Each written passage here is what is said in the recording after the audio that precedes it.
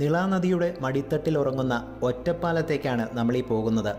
കേരളത്തിൻ്റെ film city എന്നും ഒറ്റപ്പാലത്തെ വിളിക്കാറുണ്ട്. കാരണം അവിടെ ഒരുപാട് ഫിലിം ഷൂട്ടിംഗ് നടക്കാറുണ്ട്.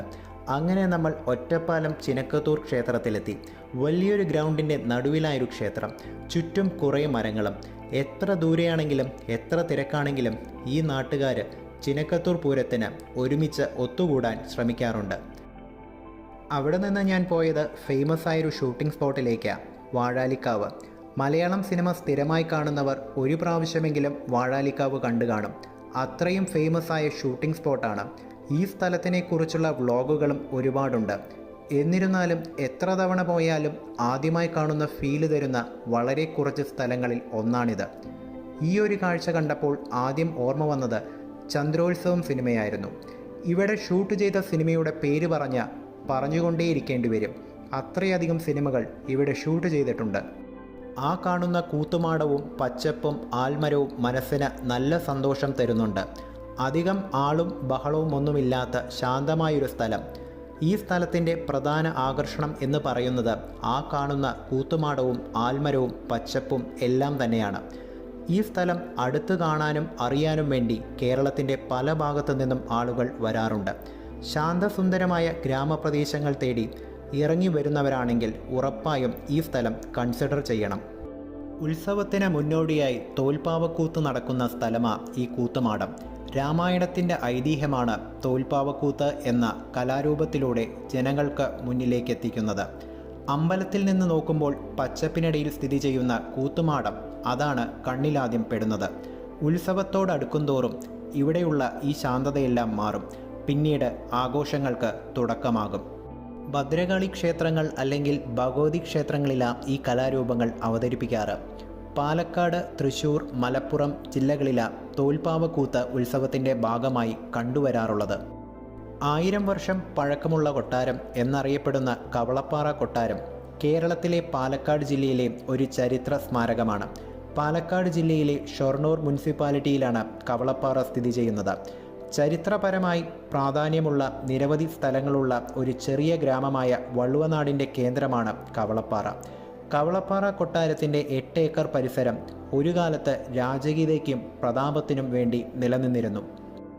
400 വർഷത്തിലേറെ നീണ്ട ചരിത്രമുള്ള ഉപേക്ഷിക്കപ്പെട്ട കൊട്ടാര സമുച്ചയം ഇപ്പോൾ അനിയന്ത്രിതമായ പച്ചപ്പിൻ്റെ ഏതാണ്ട് അദൃശ്യമായ ഒരു കാടാണ്.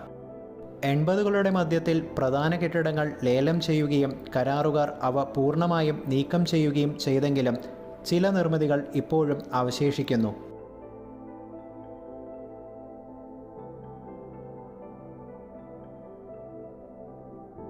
കേരളീയ വാസ്തുശില്പകലയുടെ മനോഹരമായൊരു സൃഷ്ടി.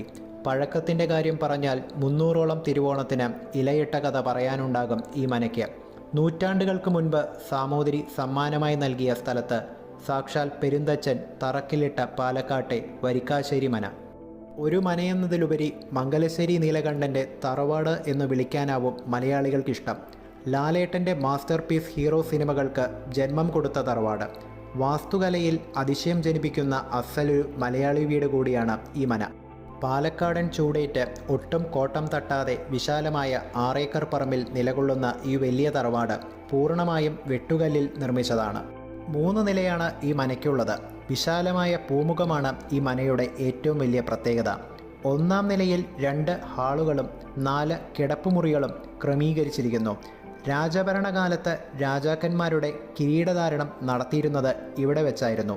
താഴത്തെ നിലയിലെ അതേ മാതൃക കൈക്കൊണ്ട് നിർമ്മാണ രീതി തന്നെയാണ് മുകളിലെ നിലകളിലും കാണാനാവുക. കൊത്തുപണികളാൽ സമ്പന്നമായ തൂണുകളും ചുവർ ചിത്രങ്ങളും കൂടാതെ ശില്പങ്ങളും അങ്ങനെ ഒരുപാടുണ്ട് ഈ മനയിൽ. പാലക്കാട്ടുകാരുടെ സ്വകാര്യ അഹങ്കാരമായ ഈ മുത്തശ്ശി വീട് ഒറ്റപ്പാലത്തിനടുത്ത് മനിശ്ശേരി ഗ്രാമത്തിലാണ് സ്ഥിതി ചെയ്യുന്നത്. ഒറ്റപ്പാലത്തുകാരനായ ഹരിദാസ് എന്നയാളാണ് ഇന്ന് ഈ മനയുടെ നടത്തിപ്പും സംരക്ഷണവും ട്രസ്റ്റ് വഴി സാധ്യമാക്കുന്നു. 1993 ഇവിടെ ആദ്യമായി സിനിമാ ഷൂട്ടിംഗ് നടന്നത്. ദേവാസുരമാണ് ആദ്യ ചിത്രം. 4 കെട്ടിന് പുറത്ത് തറവാട് വളപ്പിൽ ഒരു കൊച്ചു ശ്രീകൃഷ്ണ ക്ഷേത്രം സ്ഥിതി ചെയ്യുന്നു. എല്ലാ ദിവസവും രാവിലെ 9:30 മുതൽ വൈകിട്ട് 5 മണി വരെയാണ് ഇവിടെ പ്രവേശനമുള്ളത്. സിനിമാ ഷൂട്ടിംഗ് ഉള്ള ദിവസങ്ങളിൽ പ്രവേശനം അനുവദിക്കുന്നതല്ല. പത്തായപ്പുരയും കുളവുമൊക്കെ ഇപ്പോഴും ഇവിടെ കാണാം. കൽപ്പടവുകൾ ഉൾപ്പെടെ 85 സെൻറ് സ്ഥലമാണ് കുളത്തിൻ്റെ വിസ്തൃതി.